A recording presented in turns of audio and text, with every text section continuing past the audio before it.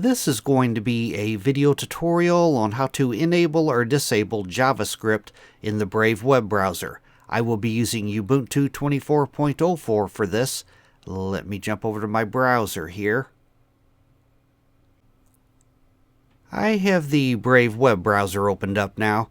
To enable or disable JavaScript, it's very easy to do. First thing you want to do is go off to the upper right hand corner, up to where you see the 3-bar hamburger menu. You want to click on that. Then you want to go down to where it says Settings and click on Settings.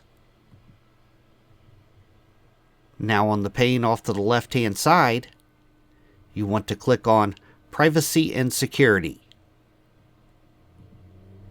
Then on the center pane, you want to go straight across to where it says Site and Shield Settings and click on Site and Shield Settings. Then you want to scroll down to where you see the content area, and right down here, JavaScript. You want to click on JavaScript. And right up here, default behavior. By default, this top one would be toggled on. Sites can use JavaScript. If you want to disable JavaScript, you would toggle on the bottom one.